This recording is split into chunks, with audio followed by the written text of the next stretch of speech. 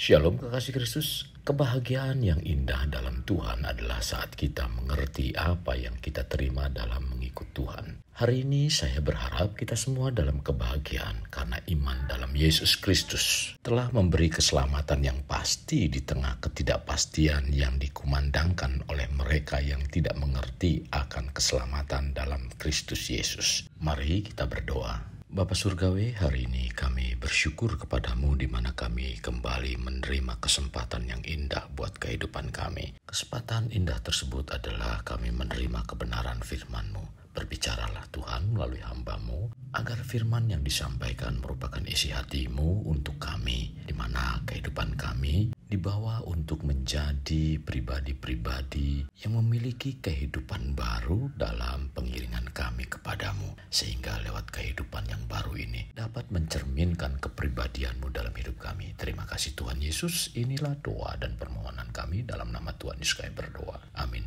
Melekat dalam Tuhan bertema meninggalkan kehidupan lama. Firman Tuhan terdapat dalam Efesus 4 ayat 22, demikian firman-Nya, yaitu bahwa kamu berhubung dengan kehidupan kamu yang dahulu harus menanggalkan manusia lama yang menemui kebinasaan oleh nafsunya yang menyesatkan.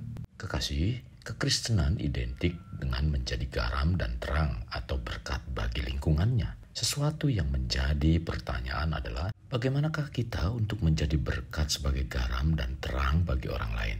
Seringkali kita mendengar bahwa ada anak-anak Tuhan yang mengaku telah percaya, namun belum bisa menunjukkan bukti bahwa ia telah lahir baru. Hal ini menunjukkan bahwa ia belum mampu dalam menjadi berkat. Tuhan menuntut kita untuk dapat menjadi garam dan terang dunia.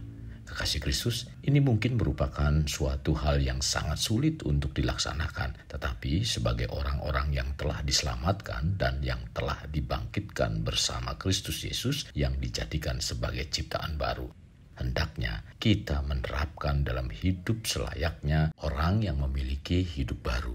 Hal ini sebagaimana yang disampaikan oleh Rasul Paulus tentang bagaimana seharusnya kehidupan orang yang telah memiliki hidup baru di dalam Kristus, seperti tertulis dalam Kolose 3 ayat 12-17. Karena itu, sebagai orang-orang pilihan Allah yang dikuduskan dan dikasihinya, kenakanlah belas kasihan, kemurahan, kerendahan hati, kelemah lembutan, dan kesabaran.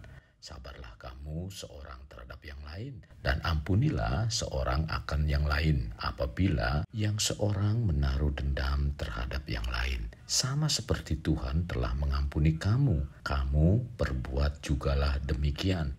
Dan di atas semuanya itu, kenakanlah kasih sebagai pengikat yang mempersatukan dan menyempurnakan. Hendaklah damai sejahtera Kristus memerintah dalam hatimu, karena untuk itulah kamu telah dipanggil menjadi satu tubuh.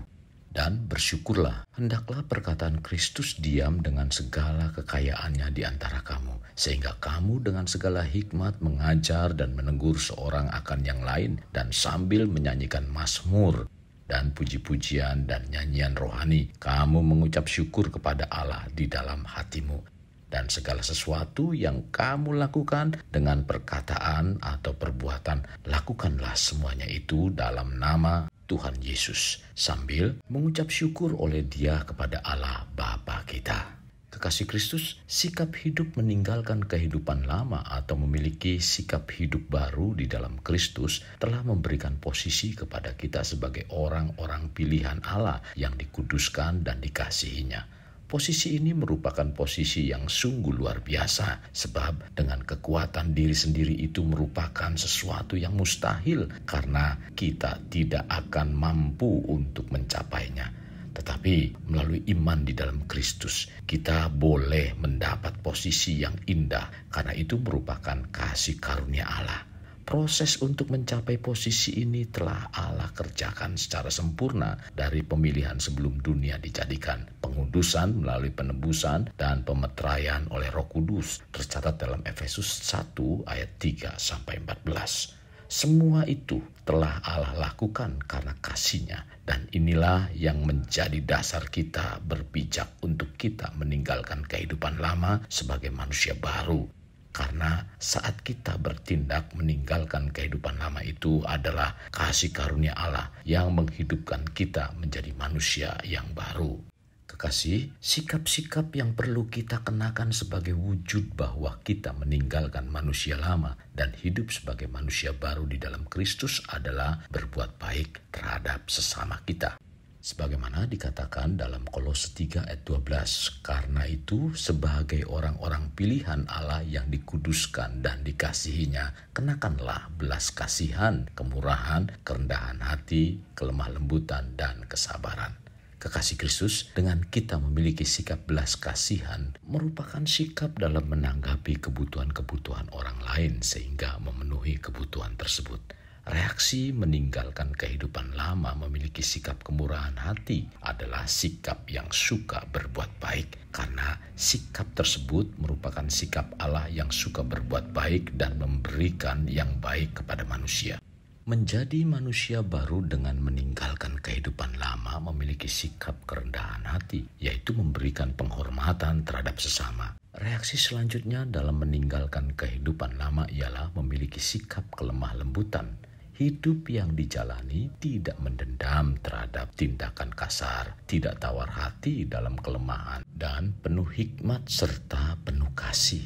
Demikian juga hidup sebagai manusia baru yang meninggalkan kehidupan lama, hidupnya memiliki sikap sabar. Karena kesabaran yang dimiliki merupakan hal yang sangat berharga dalam menjalani kehidupannya sebagai anak-anak Tuhan, sehingga terhindar dari perselisihan dan bertindak dengan bijaksana, terutama jika terlibat dalam hal-hal yang menimbulkan amarah.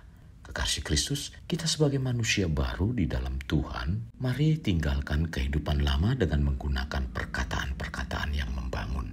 Dengan demikian, kita dalam menjalani kehidupan dipenuhi oleh perkataan-perkataan Kristus, karena dengan kita melakukan hal ini, berarti kita memberi firman Kristus mengontrol pikiran kita untuk melandasi setiap tindakan-tindakan kita. Sekarang, sebagai ciptaan yang baru, hendaknya kita meninggalkan kehidupan lama agar Tuhan dipermuliakan melalui hidup yang kita jalani. Kekasih Kristus, mari bawa hidup kita untuk menjadi pribadi yang dapat memerdekakan orang dari belenggu kehidupan, layaknya terang yang menerangi kegelapan. Karena itulah yang Tuhan inginkan pada kita sebagai warga kerajaan Allah.